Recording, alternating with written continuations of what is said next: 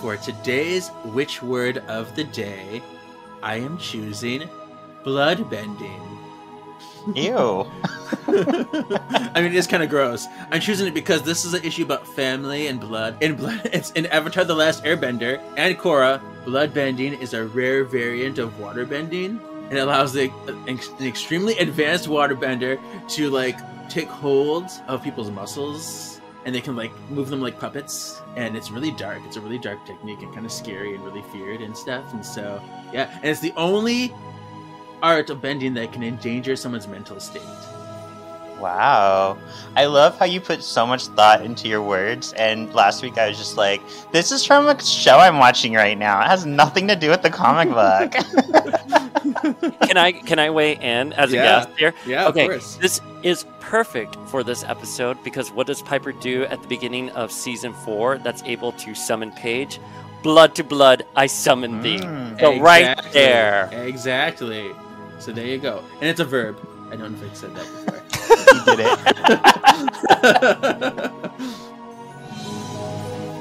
it. You haven't even read that? Wait, what are you doing with the book? So he has the confidence to finish the story. Hear now the words of the witches. This is Kevin, and welcome to Words of the Witches, the Charmed podcast that will guide you through the lesser-known published material in the Charmed universe and decide how it fits into the grand narrative of the TV series.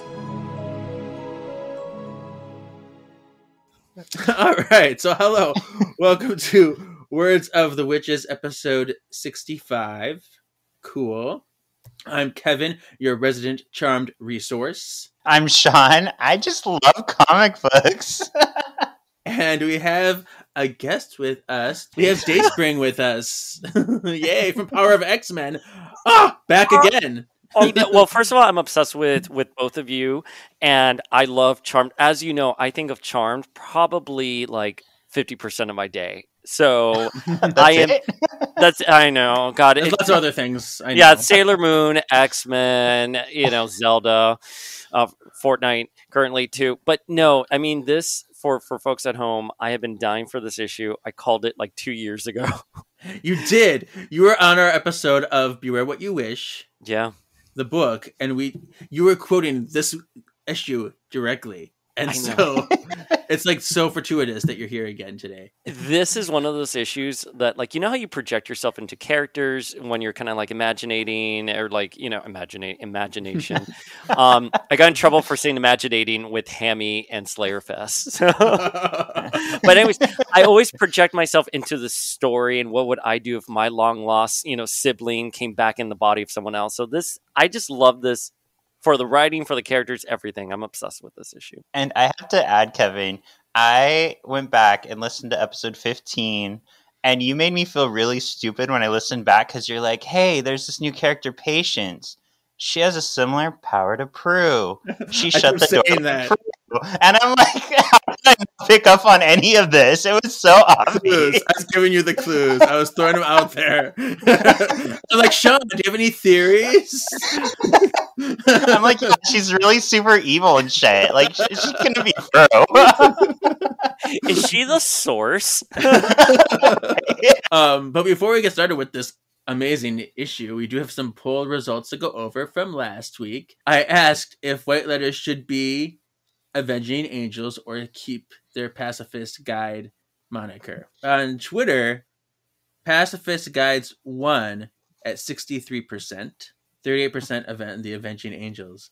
But on Instagram, Avenging Angels got 47% and Pacifist Guides got 53%. It only won by 3 votes.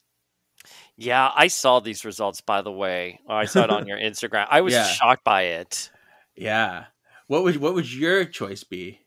Mine was pacifist. I mean, that's what they're supposed to be guiding angels for witches. They're supposed to heal them. I'm not oh my God, why am I forgetting her name from season 3 where she took over as a white lighter for the girls? Oh, Natalie? Natalie. I'm not Natalie level where it's follow these rules and everything. I think Leo is a perfect mesh of, being a pacifist while also having a strong hand. But I don't think they should be avenging angels how they were talked about in the comic. Okay. Sean and I both agreed that we would like to see them as avenging angels. I kind of wanted both of them. I wanted people to choose their skill set and pick. You're right. You can have different levels of white lighters. You can have ones that are different avenging sets. angels, and And maybe it would be to what best fits the witch they're assigned. That's fair. I like That's that. fair. Yeah, You know. Phoebe definitely needed like an avenging angel with Cole. You know Yeah, what I mean? Like, Legion Ivory says he voted for pacifist. He says if white lighters had to fight, there would be no need for the power of 3 because if they're going after all the demons, why do the witches have to go after them? And I can see They that can get some help. They can get some help. See, the thing is, like, I would think if the white lighters didn't go after, maybe they didn't go after them, but they just are protecting their like spot, protecting their people, and protecting their ground, instead of actually like going out and like seeking them out. yeah, I'd have to rewatch the entire series from the ground up to understand like the world building when it comes to like white lighters. Yeah. But I always took it as white lighters were not as powerful as witches. Like if you think of like a D&D, you have your blasters, you have your mages and stuff like that, and then you have healers. So that's how I always kind of saw them in terms like just healers like there. Now, if they're avenging angels, I mean, what would that look like? That's a whole other thing. You know, is it active powers like pages, like especially with what we see here in this issue, or they got wings and they got armor, they got all that stuff. But do they have a flaming sword? They have a sword. Yeah, there you go. I think how much damage can a sword do? Yeah. Compared to the power of 3, though. Yeah, it's like magical sword, but still not the same. That's fair. Like, because what happens? Like he slashes and they like turn to dust when they slash people. Yeah. But I don't know. It's just a whole different concept in a whole different world. I think we were excited because it's something that was new, and that was more about like ooh. Well, Paul, how do you pronounce his last name? Ruditis. I had him on the podcast, and he told me for sure. Ruditis. I think what Paul Ruditis does really well with this comic, and I wish he had been one of the writers for the show, is he took the lore and expanded upon it in a very smart, clever way and gave fans more of a platform to have better conversations and sort of look at things differently than probably what some of the writers on the show did later. Speaking of silence. Sorry. I'm so sorry. No, I start every episode like that. Okay. It's not you. So we are doing season 9, issue 17. This is Family Shatters. Oh, as days go by. Oh, no. I'm gonna need a drink.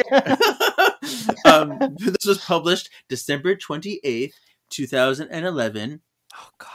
I know, crazy. I can't believe. I feel like it just came out. Written by Paul Ruditis. Oh, that name.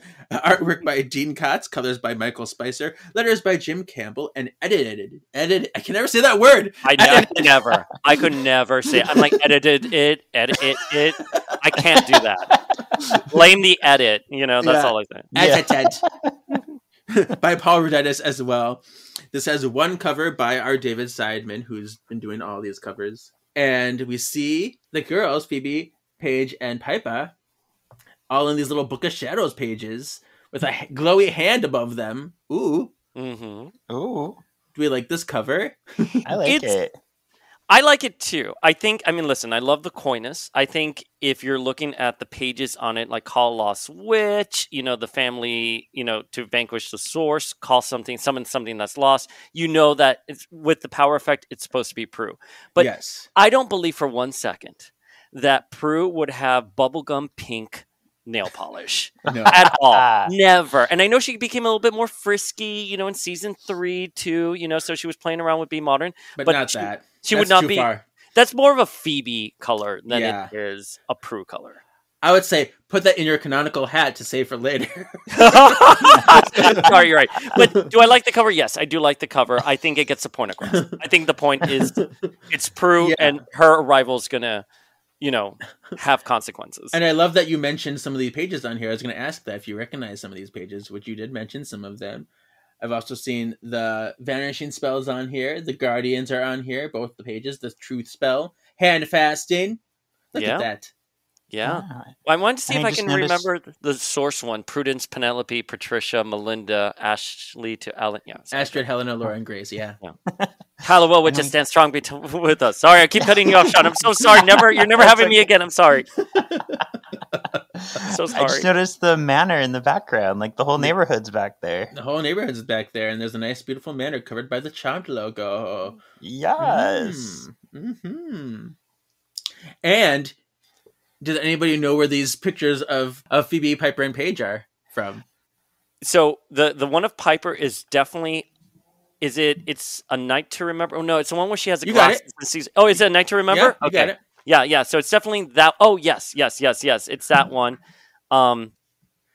Paige, I don't know, but I think that's a season 7 Paige. And then is that a season 8 Phoebe? That's where I'm going to go with it. So Phoebe is from Rewitched, and Paige is from Freaky Phoebe. So Paige won. Oh my gosh, it's happening. I know.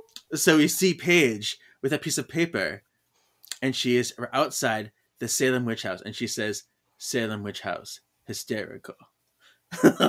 Just like But I can just hear Rose McGowan's voice. Hysterical. You know how she was like in Jawbreaker and her like sassy? Yeah. I love it. I just hear Rose McGowan. It's great. And it's funny because last week we talked about how Bailey was like, "Isn't that so funny?" She was like, "Yeah, it's so funny." So she walks up to the door, and then who's blocking her way but Cole? And he says, "Tours are done for the day." And she's like, "Cole!" Gasp! "Get out of my way! How are you back from the dead?" Whoa! Ah! And he's like, "I'm still dead, don't worry, but now I'm on a mission to keep you out." And she's like, Now this is me. Yeah, that's Okay. you. So he's here like, my mission is to keep you from this door. And then Paige is like, then my new mission is to get through that door. I like the symmetry. And Cole's like, seeing how we're at a cross purpose, maybe we should sit and chat. And of course she doesn't want to. Like Paige is like, absolutely not. I'm not in the mood to reminisce. I'm here to see a potential student for magic school, which is of course Sarah. And Cole's like, no, she's gone home for the day and you should too. And Paige is like, how do you even know who I'm talking about? And why are you so hell-bent on keeping me from inside this house? I mean, I love the tension here because Cole knows her long-lost sister is in there. So he goes, Paige, I need you to do something that you've never done before. And that's trust me. And Paige is like, nope, thank you. I want to make sure this girl's okay. And then she orbs out. Boom. Oh no. Oh no. Okay. I take umbrage with Paige so far because the face doesn't look like her. But what the fuck is she wearing? Paige would never wear whatever the fuck this woman is wearing. When you go to the next page, it's basically like a potato sack over leggings with a jacket. You're right. Yeah. All right, sorry. Umbrage over. So Paige orbs into the house, and she's like, seems quiet enough. And then she sees Patience, and she's like, excuse me, I may have gotten turned around on the tour. And Patience recognizes her. She has like, oh shit face, and she's like, oh no, we're closed. You have to leave now. And then Paige is like, it's okay. I'm just here to see a girl named Sarah. Do you know her? She's like, Patience like, I'm sorry, I can't help you. Sarah's gone. You need to go. And Paige touches Patience. She's like, seriously, why are you so wow? And there's like red lights and things go crazy. We're gonna quote onomatopoeia like zzz. Yeah, we do. I do have another complaint about this page though. Like, why does Paige have little rat claws? Like, what are these little rat claws she has? I don't like it. You know, no wonder Prue's like, ow, bitch, you hurt me. Like, she's like, get your little rat claws off of me. Get a manicure, bitch. Get those fucking things trimmed. Just the curl of her fingers too. Like, I don't know. Creepy. So then the next page, it's a double spread. Yeah. Paige and Patience like completely like get blasted apart from each other. It's just to Zach and they're like flying to each side of the room, and it's cool because the bottom part of the page has each of them on either side, and the middle has Piper and Phoebe who have felt something alarm them. Like, oh, I've just got a sensory overload of something, but I don't know what. And Piper's with her laundry, and Phoebe's like, "Oh, I've got a headache." And then the next page, we see what's going on with Phoebe and Piper, and Phoebe just like levitates across town. And I'm picturing her reactions probably in season 3 when she first levitated, when she's like, woo, when she's in the garage. Her going, woo, like that. I don't understand how her skirt's not like in her fucking face because she's literally landing. Yeah. But that's fine. And then Piper is in the basement and she's doing laundry, and I guess her powers are out of control and she explodes the downstairs. And Piper's reaction is, "What now?" So It's like, how do I get out of here? I'm trapped in the basement. Yeah, that's one way to get you're the laundry right. done. She is trapped in the basement. She blows out the stairs. Yeah, right. Oh, Yeah, you're she absolutely right. does.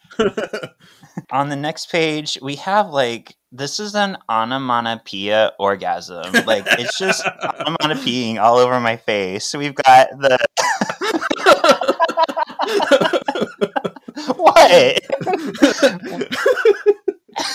We've got the manor, and it's like explosions from inside. It's like skash, katish, rumble, and then inside, like everything's going crazy. We've got that trusty old grandfather clock falling over. Look We've at got that. the chandelier breaking. Yeah, you talked about. Is this the 8th time? 7th time. 7th time. Yeah. Okay. So one more. No, that's it. That's the last time. Oh, okay. 6 in the series, 1 in the comics. All right. Gotcha. Yeah, I did know this was. I did read some notes. This is the first time and only time it breaks in the comics. Yeah. Hmm. It does break. It did break a few times in the novels, Mm-hmm. but this is the only time in the comics. So then the next page, we're still in the manor. We have like, oh my gosh, magical daycare over here. We have all of the charmed children. We see Melinda hovering and some orbs going, wee! Wyatt conjured a dragon again with his for a pet. We have Chris doing some photokinesis, just playing with Orby lights. PJ's up there beaming up on the bookshelf. Then we have like psychopath Tam starting a fire. She looks really happy about it. I'm scared of that kid. I'm scared of that kid. Yeah. Then we have Kat like, I'm gonna just make this glass fall down and watch it fall because I have powers. And then Bailey's like, I thought Kat and Tam's powers were bound. So here, when last issue, when Paige was thinking about binding Tam's powers, I guess she did bind both of them. And then Leo's like, well, that's the least of our problems because we got other stuff going on. He's like, take Henry Jr. out of here because he's powerless. He's immortal. And then all of a sudden, Leo's like, oh! And he clings to the wall or whatever. And then he's blorbed. He's getting covered in blorbs. Ew. Black orbs. Yeah, he's being blorbed away somewhere. What? I'm sure there's an ointment for that. All right. So then back at the manor, Piper gets out of the basement and it looks like is she cleaning? Oh no, she's picking up the photo. Sorry, I guess she is kind of cleaning.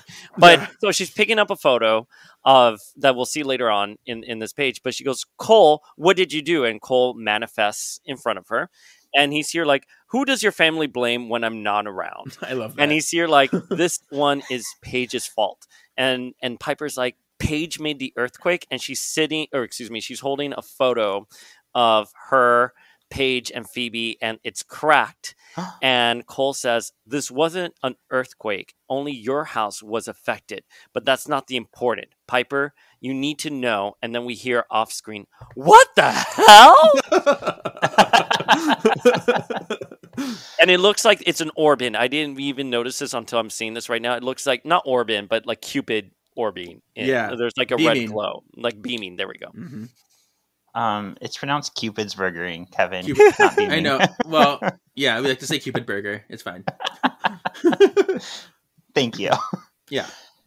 So on the next page, we see Coop and Phoebe have appeared next to Cole and Piper, and Phoebe's like, somebody needs to tell me what's going on right now. And Cole says, hi, Phoebe. I've been stalking you. And she says, don't hello me. You're supposed to be dead. And then... Yzma. Yeah, Yzma. Yep. Piper's like, it's cool, girl. He's still dead. I can explain. She's like, explain. You knew he was here? How long? And Piper says, I never knew for sure he was on Earth or could appear at will. It's complicated. And then this is Coop. Coop says, Coop. Phoebe, I'm sure there's an explanation for everything.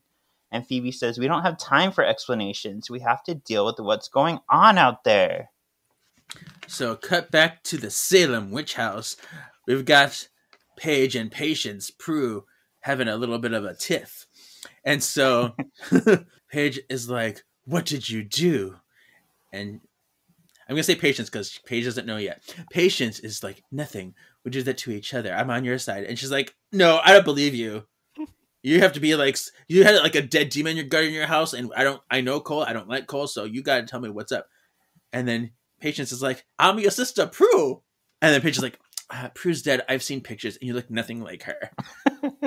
Which is it's very much like, it's like death. It's like, this looks nothing like death. Prue met him. I know. It seems like that kind of line. And then Prue's like, it's a long story. She's like, don't touch me. And then the next page picks up exactly where we leave off in the scene where Paige is like, stay back, and like orbs, like telekinetically orbs Prue away, and then Prue like hits the back of the wall, and she says, I'm getting a little tired of that, and telekinetically holds Paige, and Paige is like, hey, and then Prue says, you need to calm the hell down so we can talk. It's like, ooh, witch fight! Witch fight! Witch. All right. On the next page, we've got Phoebe and Piper are watching TV, and Phoebe's saying, 1 minute I'm walking the street. The next time I jumped to Phoenix. I just flew right from San Francisco to Phoenix. Oh, okay. I didn't know she went to Phoenix. Yeah, isn't that crazy? So a whole new city. Wow. Yep. Yeah. I guess that makes whole new sense. state. Yeah, whole new state. So Piper, I love how calm she is. It doesn't even faze her. She's like, are people frozen in Phoenix too? And Phoebe says not yet, but it's spreading. It's already gotten to Sacramento by now. It's probably stretched down to Los Angeles where Sean is. And Piper's like, I've been trying to stop it, but I can't. What will happen if the entire planet freezes? And then we get this really like chilling part of the story where she's explaining, Piper saying that's not the only problem. The demons are coming up to play once an area is frozen. And it shows these kids on a playground like frozen mid-play and these demons coming up. And I'm like, what the fuck are they going to do to these kids? And they're scary demons. This is like when they used to do practical effects on like Buffy and the first couple seasons of Charmed. These aren't like just like goth humans. Like these are scary demons. Mm-hmm. Yeah, and they're not like sexy fuck me daddy Satan demons either. Yeah. They're like keep that thing away from me demons. Exactly. Ooh. Yeah. Oh, at the very bottom it says, but why is my power still going crazy? You're not bouncing around the country anymore. And Paige, where is Paige? Oh, gasp. This page is going to be today's power play as well.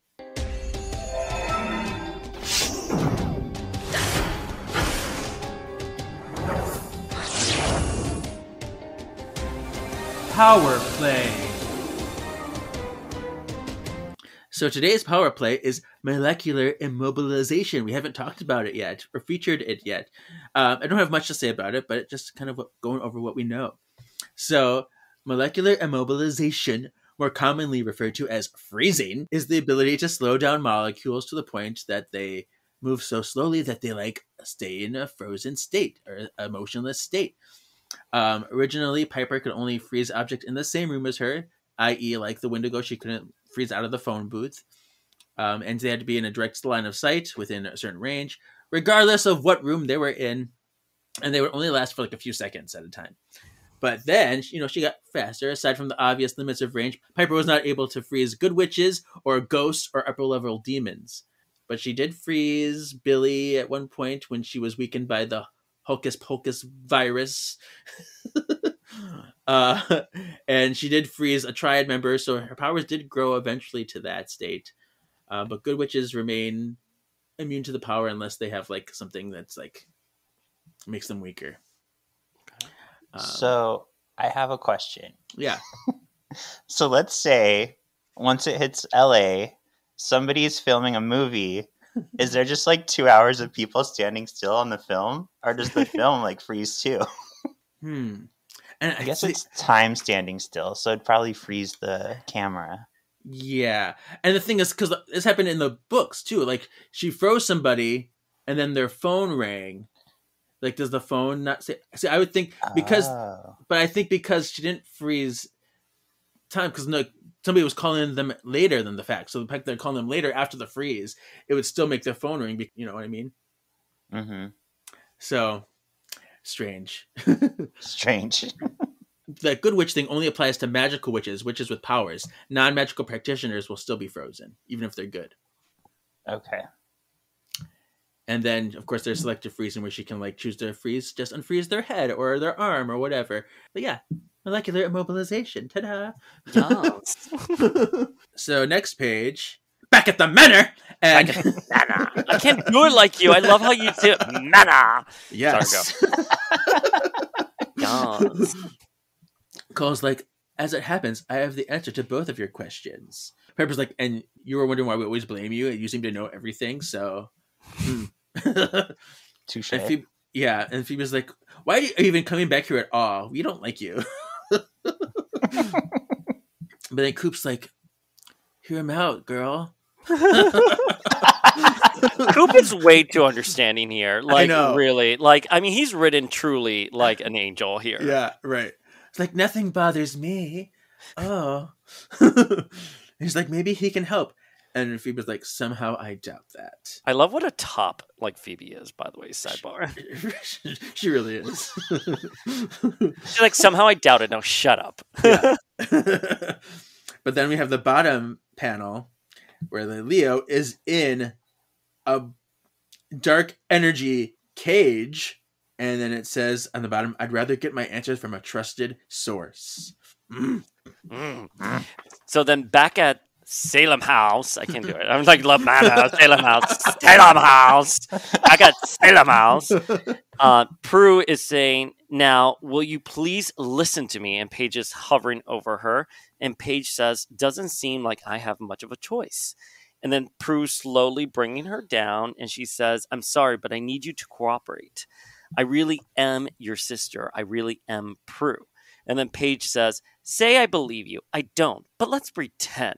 Why attack me? A few decades worth of pent-up sibling rivalry? And Prue says, I didn't attack you. Our powers affected each other. The rest was defending myself. You're pretty strong.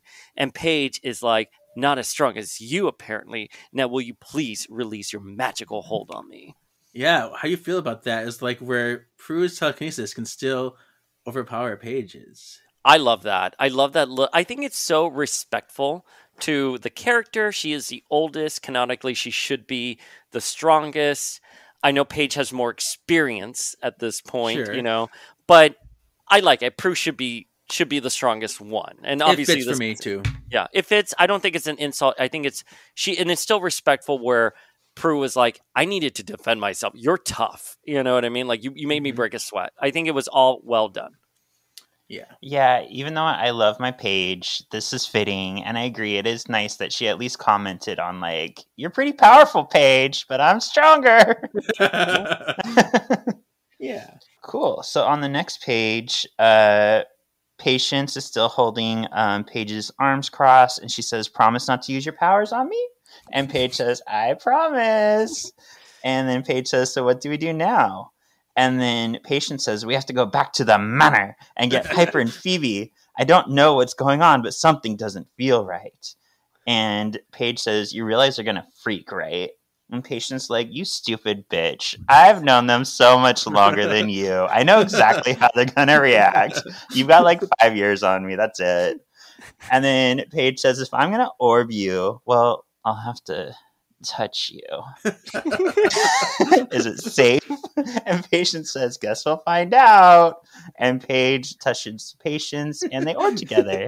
And this face that she's making. It's like, Yeah, she looks so, Wait, can I ask a question? Is this the first time Prue is ever orbed? I don't. I know in All Hell's Breaks Loose, she says to Leo, "Orb us to the hospital," but we've never seen her be orbed. We do know that they were orbed to the up theirs when they had to fight Ames, though. Okay, that's fair. But we've never actually seen Shannon Doherty, right? Seen her like covered in orbs, right? Okay. So, but this is also one of your favorite parts because I remember in our last episode we talked together. You're like, I'm pretty sure I know exactly how they're going to react. So you know what my favorite panel is for this episode. It's exactly that. Yes, I listen. The art it leaves a little bit more desire to, but I just picture like Shannon Doherty give a coy smile and being like, pretty sure I know exactly how they're going to react. I love that. You can picture her saying that. Yeah, it's very much like when they ask her in the Painted World, like, you speak Latin, and she's like, yes. Like it's just like that kind of delivery. That Shannon Doherty like cocky, raspy voice. That's so like I'll entertain this question. You know what I mean? Like that's what I love about it. Yeah. The next page is Rennick on the top. And Leo's like, Rennick, I should have known it was you all along. And then he's like, how did you blorb me? He said orb, which I do not agree with that. It should be blorb canonical. But how did you orb me out of magic school? How did you blorb me anywhere? He's like, that's not your dark lot of power.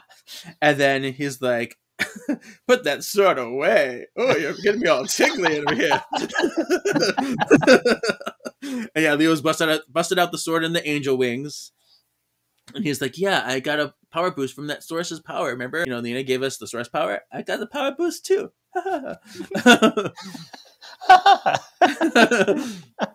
It's like, I could kill you anytime I wanted to if I wanted. And Leo's like, and yet you haven't. You didn't kill me with Nina either. Name dropping. And then he's like, that's because I need you. You're so sexy. I need you. And so there you go. I missed the panel. I mean, canonically, Rennick is omnisexual, right? For sure. Yeah. I mean, it's been a couple years since I've read the entire series, but there is an issue later on where he's got his little he's got some stuffs. Yeah, he's got I can't wait for that one. Yeah. Okay. So back at the manor, Phoebe is like, maybe we should check them. Stop it! Don't laugh at me. I'm trying to copy what you guys do. We're laughing with you. So cute. At the manor. Sorry, my God, I don't want to listen to the playback on this, but I am. Yeah. Okay. So Phoebe is like, think there might be an answer in the book. And Piper is like, no, we know that thing forward and backwards by now. And Phoebe's like, it doesn't mean that something wasn't magically added. And Cole's like, hello, are neither one of you like willing to listen to me? And Phoebe's like, are you kidding? Do you really think there's anything you can say that I want to hear? We're done, Cole. Beyond done. I stopped trusting you when you were alive. I'm not going to trust you anymore now that you're dead. And she like grabs Piper and she goes, I don't care what you have to say. I just want to go to the attic. And Cole looks at Cupid and says, tell me, Cupid, is that the fire you fell in love with too? And love fuck. And so... like he says nothing. Cupid is there. It's like, you're hitting on my wife in front of me. Like he's such a bottom. He's like, and Coop is giving him fuck me eyes. Yeah, I know. Like Coop is like, no, look at me. Like both of us want you to breed us, Cole. Like pregnate me with the source's baby, please. He's like, I've got fire. Not just me, I have fire too. So next up, we've got Piper is leading the way up to the attic, and she's like, Phoebe, maybe you should stop being such a dumb bitch towards Cole. Like he might be able to help us. And Phoebe's like, I don't want his help. The past is the past. And meanwhile, in the attic, Paige and Patience orb in. And Paige's like, what happened here? And Patience says, I see some things haven't changed. And then Paige says, can I trust you alone while I get the girls? And Patience says, I know you don't believe me, but I really am who I say I am. And Paige says, well, at least the book likes you, so that's a plus. So I guess I can go get my sisters. But just as she's about to walk out, she runs right into Piper and Phoebe and says, oh, good, you're both here. The next page continues. Paige is like, Hey, don't go in there. I have to talk to you first. I know this is going to sound weird, but I met someone. And she's claiming to be, I have my doubts. She's claiming to be, and then Phoebe and Piper look and they're like, oh my God, it's Peru. What? And Piper says, I'd recognize that soul anywhere. Another one of Dayspring's favorite things. Mm. Which is, I'm gonna cry. I'm gonna cry. Yeah, which is fitting because we do know from part of my past that you can recognize souls through the timelines in different bodies. And Sean, I don't want to spoil. Wait, Kevin, have you read the entire series, like Charm Comes? So the idea of being able to see her soul is a larger point in the series, as it will go on. Yeah. And then the last page is Piper hugging Prue with Phoebe going in and Paige looking confused. I mean, girl is really confused in her potato sack. She's like, had I known I was going to meet Prue, I would have put on my Sunday finest. Like that beautiful like garnet dress she wore in her introduction. Yeah. Yeah, she would have dressed up for Prue. Yeah. All right, so that's the end. Oh my goodness gracious! I'd start with Dayspring first. What are your overall thoughts about this issue? Okay, so I started reading the Charm comic when we got that last battle in the Heavenly Realms with Nina, and Patty's like, "You want redemption? Cool. Find my daughter. Find Prue." Mm-hmm. And I remember going to Comic-Con, New York Comic-Con, asking "Where's Prue?" to the Zenscope table, and seeing all of the panels online where they had an hour talking about it, and then they're like about the comic book, and they're saying, "Well, we know why everyone's here," and they flash an image of Shannon Doherty, and they're like, "We have plans for Prue." So I remember being so upset as I was reading interviews and stuff like that Shannon Doherty had said she was not giving out her image for the comic. And she said it on YouTube. It's all over there. And I was like, they're not going to bring Prue back. They didn't bring her back for the battle with Nina. Like, oh my God, they're going to make her like a reincarnation of, one of their daughters. The fact that they handled it like this, that Prue's spirit is just, possessing, oh my God, I'm forgetting the demon who takes witches' souls. What's her name? She was mentioned in the last Karen. The fact that Paul was able to grab all of the lore and spin it into something that was so believable. I loved it. That's one thing I have to say, like my overall feels for this issue is that Paul really did understand the assignment. He understand the world in which these characters take place, and he used everything that logically would put Prue without Shannon Doherty's image the best they could. And the fact that they could recognize her soul. So they see Shannon Doherty, but the audience, unfortunately, is seeing Patience. Right. So I love it. I love it a lot. So I remember like crying a little bit when I first saw it. Just because like it's this idea that like Piper went through so much when Prue died. Right, like she had that breakdown. She never really quite got over it. Season 5, even at the end of season 5, where she's a goddess and Leo ascends into the elderly realm, he's here like, you've had the strength to take over after Prue left. Like, you understand that Piper's life either began or ended when Prue died. You know what I mean? And the fact that here, that she just looks at her, she goes, oh my God, I'd recognize that soul. I think there's so much emotional beat here, and that's the one thing I will say. There's some campiness and stuff like that, but there's an emotional beat. Yeah, definitely. I have a lot more notes, but I'm gonna take a pause here. Okay. I like this overall. I would say, to me, this feels more like the show than any other comic has, because like the Nina thing was cool, but it was almost too big, like I said. But this one's all about the sisters. It brings back Prue in a believable way. I almost think the writing in this comic is a little better than some of the writing on the show, except for, of course, like the Blue Moon episode where we find out they're werewolves. That just was like the best episode. And the Wedding from Hell. Yeah, right. Oh my God. Oh my God. No, I really liked it. I like the silliness. I thought that was reminiscent of like the kookiness that would happen in the show, but then the serious aspect of the bond between the sisters was really strong. Yeah. Well, again, going back to what has always been said, it's a story about sisters being witches. And I think this drives the nail home that you're finding your long lost sister, right? Yeah. And this isn't just another witch for Paige. You know what I mean? And again, we see the fact that Paige says, you look nothing like our seen photos. Stuff like that. That wasn't really. I know we do have that episode where they travel back in, like Piper and Leo's memories.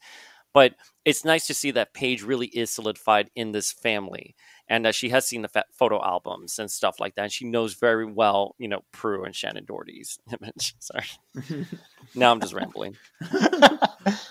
Yeah, for me, like this is such a great issue, and I love too that the Prue and Paige meeting was a little confrontational. It wasn't as immediately sappy as you could expect it to be. It was something, there is some give and take with this comeback, and I like that it's a little bit messy, it's a little bit muddy. The universe is still a muck, but in a good way, because it keeps things interesting and it makes sense. But all the characters are still willing to make the effort, so it's just a really good amalgamation of all the things. And again, I think Paul just really respected the lore of the show, and we have Prue and Paige meeting, and of course they're going to fight. That's sort of like popcorn, like you're seeing Civil War happen. You want to see them go at it, and it's very respectful the way he handled that fight. Like we said, Prue should be the strongest. She is the strongest sister, but Paige is really tough, and it doesn't take away Paige's presence here, and obviously that's addressed in the next issue, but Paige is very well respected with Prue's return. And I'm at the time I don't know where I landed on it. I wanted Prue to be more of a hallmark in terms of the power of 4, but I'm really pleased at how well Paige is respected. Yeah, because Paige has a huge fan base too, and they're both really great individual characters, and we want to respect both. I love Rose McGowan so much. Okay, well, next let's get into put that in my canonical hat. Canonical. Do we have any errors or things that stood out to us? Okay, Dayspring is jumping. Okay. Okay, this is the first time Paige and Cole meet since the 100th episode, right? What was it called? Centennial Charmed. Yeah. Yeah. So and it's almost kind of like the same. Paige has her red hair. She's standing before Cole. You know what I mean? So I kind of like that there's that homage there. Yeah. Okay. This is the first time Prue and Paige meet in any sort of Charmed canon. Do I have that right? Yes. Okay. Good. The other thing I have here is why do Paige and Prue's power work on each other? ? They can't use their powers on good witches or on each other, right?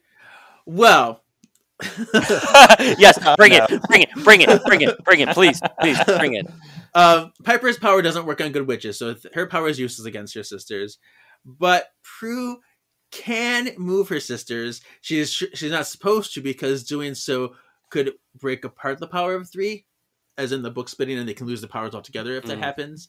But she has done it before. Like, I think of The Honeymoon's Over, when she's looking at the Book of Shadows in the dark, and then Phoebe walks in and she like flies her across the room because she didn't know it was her. She thought it was a demon. So because of that, because she wasn't aware, I don't think that counted. But like, I'm trying to think of another one. Oh, even like in Miss Hellfire, when she's like possessed by the Barbus's fear, she's still throwing her sisters back in that one as well. Piper that's in that. So I have an exclamation too, or explanation. I don't know what I'm saying. Same manner again, Dayspring. Same manner. So back at the manor. So Paige is using her white lighter powers on Patience, and she got those powers from Sam. So could it be that half of her, since it's not related to Patience, is why it worked? That's what I thought too, but Prue is able to hold her as well. So, that's true. So yeah, but that's what I thought initially. That's because it's from Sam's. But listen, I get it. It's loosely. It's right. Same with X-Men. Like, your powers aren't supposed to work on your siblings, but they do. Right. And yeah, and because Phoebe gets premonitions by touching her sisters all the time. Yeah, that's true. You know, so it's really Piper's is the only one that doesn't really work on them, but they're not supposed to use the powers on each other. Because that was what the power of 3. Although because this power is technically split between the two, it's almost like their own power against their own power. Yeah, and I'm curious how it works on the back end. How does the back end of magic work? Like, is the power just running through both of them? You know? Yeah. But I do have some canonical things too. Yes. My biggest one is, why is the laundry in the basement? Okay, I saw this on some boards. Like, I didn't know, where was the laundry? The only time I can think of laundry is when Paige was coming down to do the laundry, and Cole hurls a demon Yeah, ball at her, and an that was energy and ball. she was coming down from the upstairs because the Oh. laundry was on the side of the kitchen. There's like a little nook in the kitchen area Oh. where they would do their laundry. And the novels got this wrong too. A lot of the novels had the laundry in the basement too. I'm like, no, it doesn't go there. Yeah, that's where the Woogly's at. They're not doing their laundry with the Woogly. Nope. Right. So, yeah. Paige said she saw pictures of Prue, which I can buy. I get that. But I'm like, I wish we, the audience, got to see those pictures. If these pictures existed, why didn't Grandma Piper put them on the wall in the end of Forever Charmed? I don't know. That's why I never really dignify that last scene. I always look at the fan edits on Yeah, YouTube of course, where they yeah. have them, and because they would have the three of them. Yeah. The three. I mean, I know. Listen, the answer is here of Shannon Doherty and the image, right? Everyone Right. had to work around that, but I feel like I heard later on that was actually kind of like a disproven. It was lie. disproven. Yeah, like you could still have a picture of an actor even if they Mhm. don't appear. Yeah. in Brad the- Kern said that he was told by the producers that if he Yeah. put her in there, they'd have to pay her fee. But then he's like, oh, I guess I found out that wasn't true. Oh, well. I know. I don't because know. again, presumably that the iconic photo of the 03 Mhm. would still be somewhere in the manor. Right. And I think the Definitely. last time we saw it was in that flashback Pre-Witch, episode, probably. Pre-Witch, Season 3, and it episode was 17. Yeah. and it was right there by the entryway, or Yeah. it was like on a Mhm. on a side table. So Yeah. This probably also happened last issue when Cole was talking to Patience. But when did Cole become corporeal? Because before that, he was spiritual. When he was fighting off Coop and everything, he was like this ghost. And he was interfering as a ghost. So when did he become full body where he can touch things and people can see him? I need to know that story, and we don't have that. So I'm trying to figure that part out. I wonder if he can control it and he just didn't want to yet. But yeah, they should Maybe. have said that if that's the case. Yeah, at least made it clear what exactly happened with that. Mm-hmm. And the Book of Shadows here looked a little weird when Prue went up to it. It looked like Phoebe was scrapbooking again in it. Like, what is with these Yeah. random taped in pictures? I don't know. well, the art. Who is the original artist for the series? I know he ended up passing Dave away. Hoover. I loved the art that Dave Hoover was doing. I was reading the first 6 issues last night, and I just loved the art. I feel like wasn't there a deviant art competition to Yeah. replace him afterwards? And no shade on oh my god, I'm forgetting this guy's name. Dean Katz, because I think what he did, his art is very fluid, but it is very rough It's around the edges. mhm. It's like the 101 Dalmatians of comic books. Oh, that is so fair to say. Yes, you're Mhm. right. But yeah, I mean, I wish we would have gotten I would have loved to have seen Prue or Patience in that original art that they did for the series. Yeah. But you know what? Dave Hoover actually left because he wasn't being paid. Oh, And- really? And Marcio Abra, who came on after him, left for the same reason. So a lot of Zenoscope wasn't paying their artists. Well, I can which is believe that. unfortunately. This was shipping at best 10,000 copies. That's Yeah. not even including returns. I remember looking at the shipping numbers for this back in the day. Oh, let's get into some seriousness, you guys. Next is tips for future white letters. Oh, we're really just messengers? Guides? Think of us as guardian angels for good witches.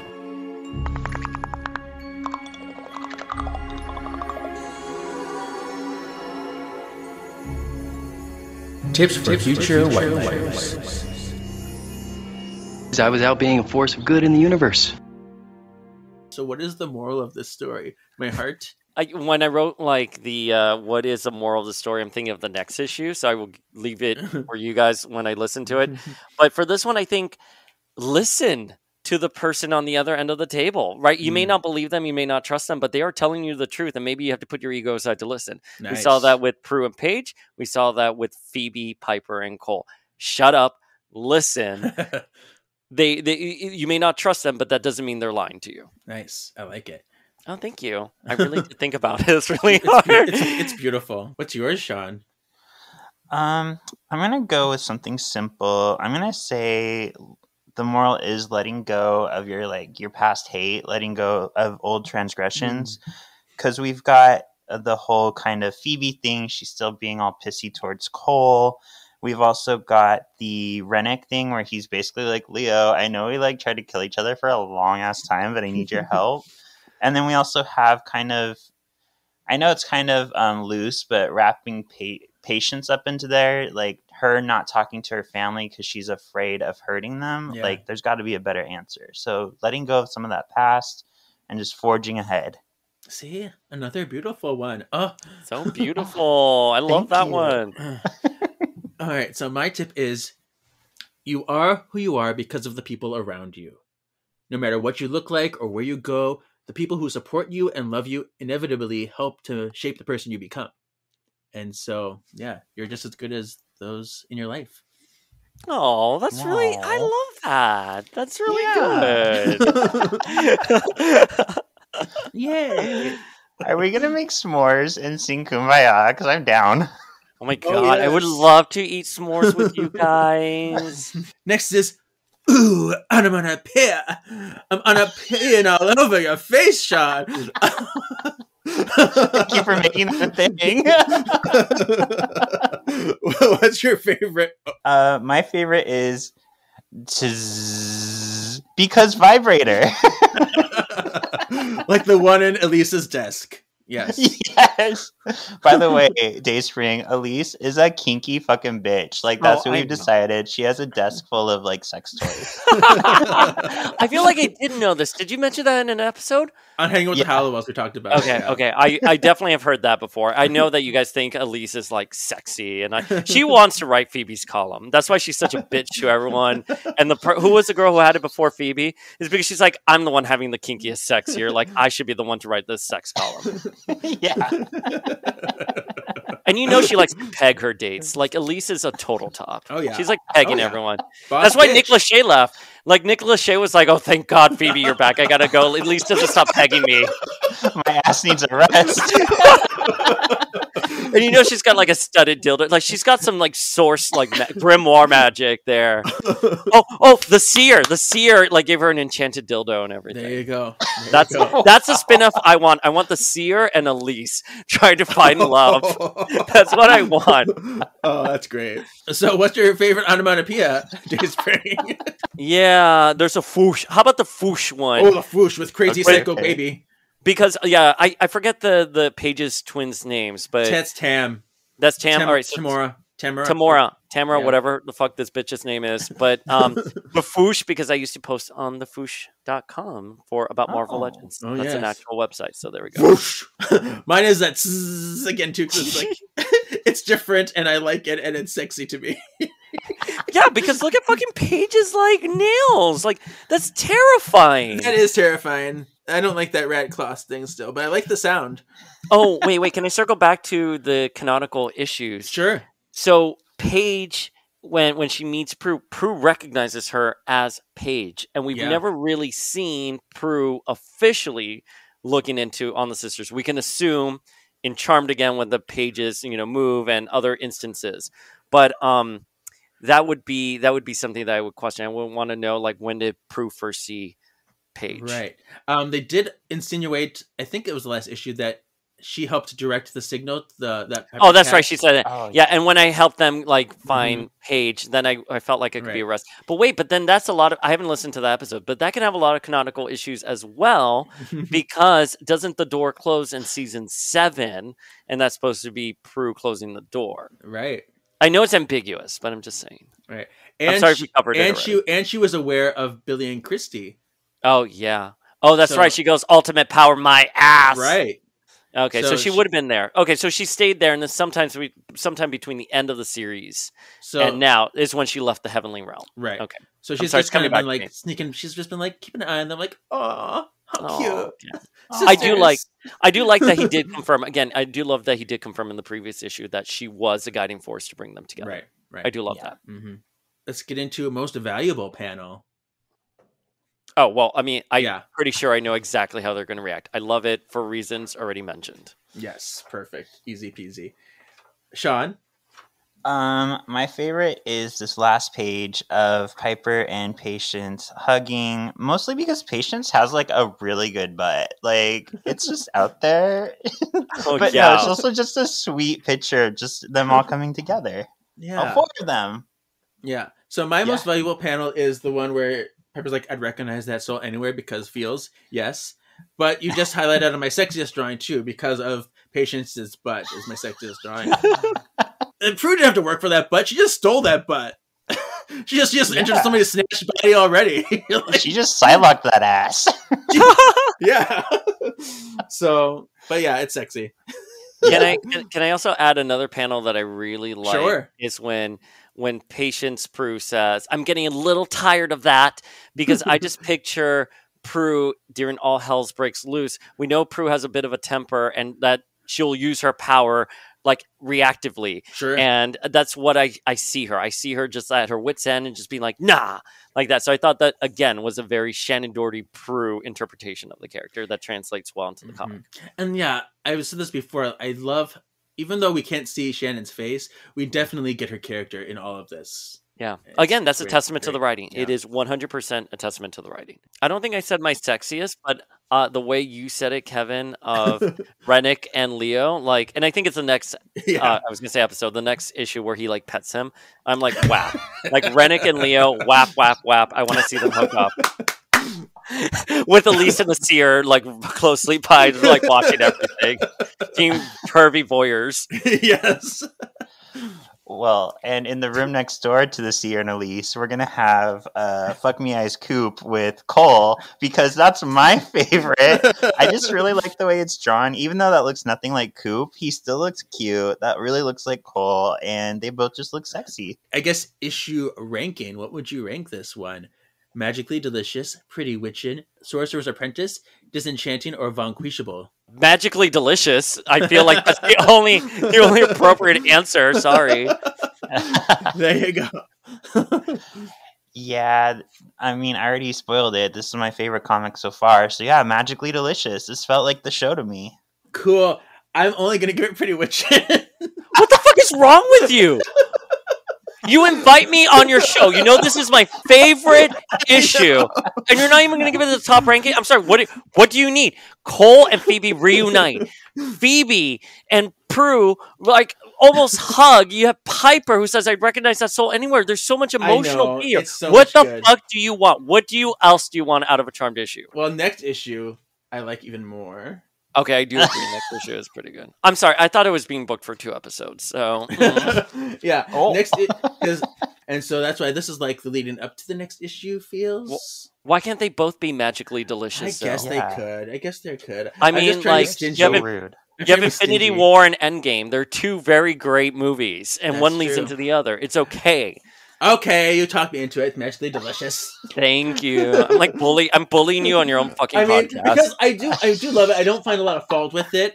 I'm just trying to save Magically Delicious for like the most amazing. But you're right, it is so good, and I have amazing time with it. And there's so much between the lines that have so much emotional resonance in there. Yeah. So- It's the through lines with everything. Yeah. Man, I think he was such a brilliant writer. I wish he had written this for the show. Again, like to piggyback off of what Sean was saying, this is an episode that should have happened. And with that, can I ask you guys a question? Okay. Let's say we go back in time and this is an episode of the series. Who would you cast as Patience / Prue? Oh my goodness. And I want to give a credit here, or a disclaimer. My casting is because there was a fan-made intro for like season 9 on YouTube. I couldn't find it, but they did cast someone there as Patience, and I was like, brilliant. Absolutely brilliant. Oh my gosh. Who would it be? I mean, for looks, Anne Heche comes to mind, but I don't think she'd play I love the that way I you want said her that. to. So I literally said that. Like there was another fan video with Anne Heche, and I'm like, listen, no disrespect, R.I.P. Anne Heche. She did some really great things, but my answer following the Anne Heche would be Portia de Rossi. I think she would.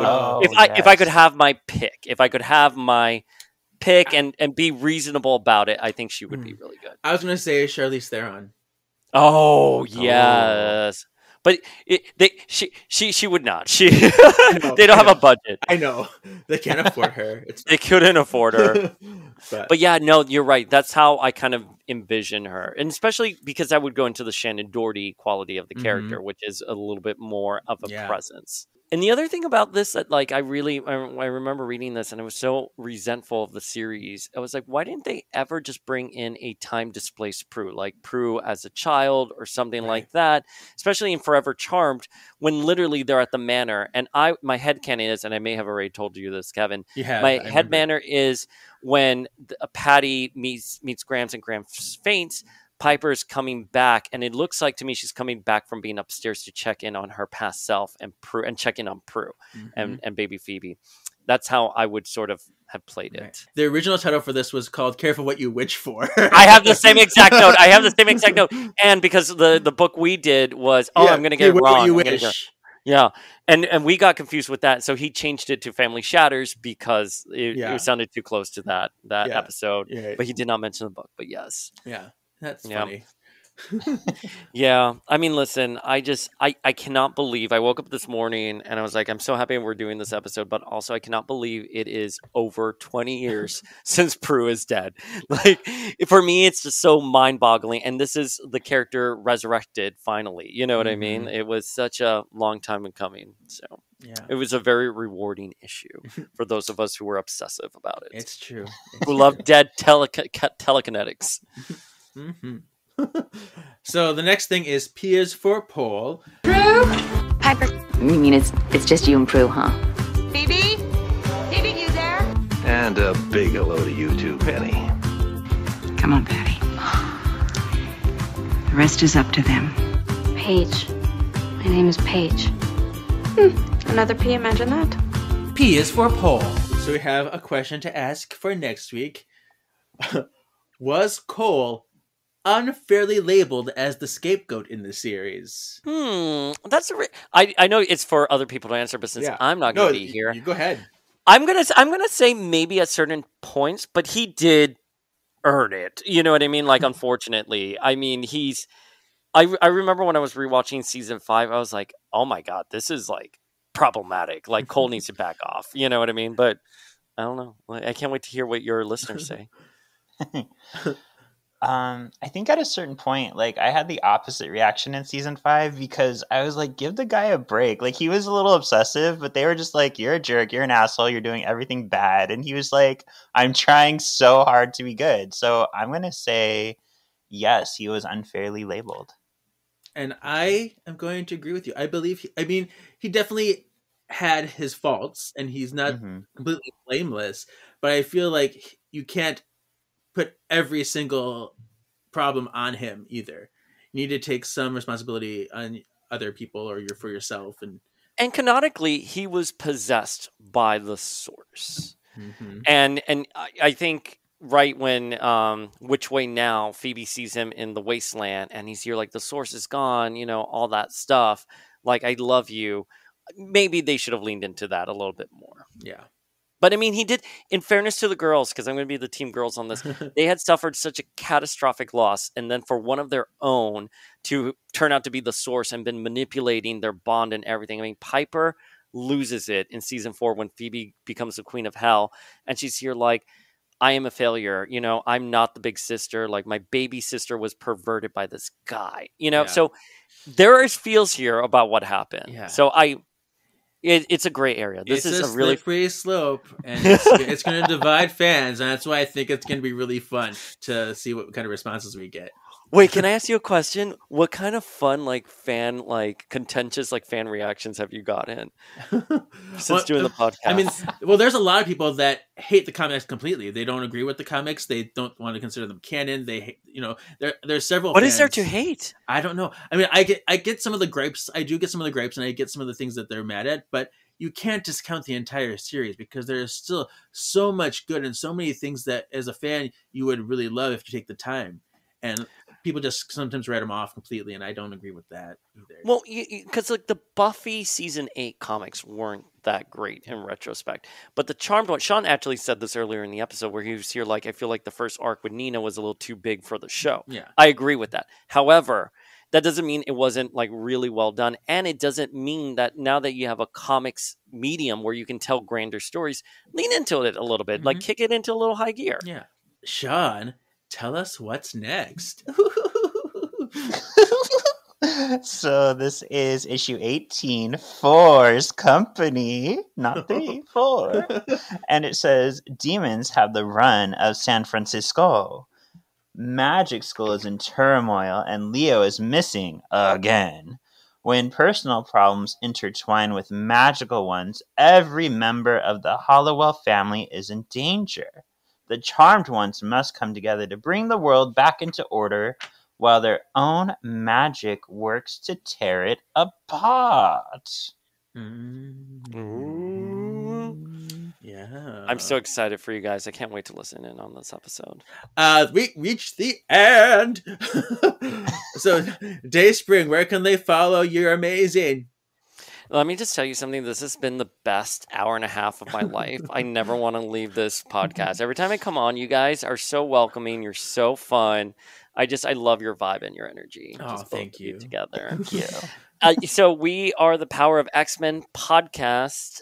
We are on Instagram at Power of X-Men. We dabble with YouTube, and I try. There are some months where I'm like, I'm going to make YouTube happen, and I try, and then I just forget about it, and we just do the podcast and Instagram. So those are our main things, and we have a lot of exciting things coming up. We have a lot of great interviews. We also had the X-Men Mutant Academy producer on. We had Ann Nocenti, who was the writer for Longshot, and she's going to be writing the upcoming Storm series. And we do have an interview with Scott Lobdell that we've been hanging on to. Scott Lobdell's a little contentious right now, so we're just thinking of the most very sensitive and aware way of releasing it. We're probably going to have a donation to Me Too, which of course is very fortuitous. I'm here with you guys because of Alyssa. So all great stuff on the podcast. We're really excited. Yeah. And hopefully we'll have you guys on in the future as well when we start doing the X-Men animated series recaps in anticipation of X-Men 97. Cool. So Sean, where can they find you? You can find Sean on Marvelous Galaxy of Disney, where we just started I'm so excited, Margal Dizbiz, where we ask a question every week. So this week, well, when we recorded this, the question was, is Ariel spoiled? So I can't wait to see what people think of that. I said no. I'm like, oh yes. Sorry. Ariel's my favorite Disney princess. And Once Upon a Cult is back. We're in our last season. The last of the 10 episodes is coming this year. Yay! Oh, countdown. Yeah, and you can find Sean and I on Solving for X, where we're covering the 90s X-Men animated series for now. We are just wrapping up the Dark Phoenix saga. And you can follow this podcast at Words of the Witches, all places except for Twitter, where it's Words of Witches. We have the thread list, wordsofthewitches.threadlist.com. Please rate and review on Apple or Spotify, and we will see you next week. Your destiny still awaits. Bye, spell worders!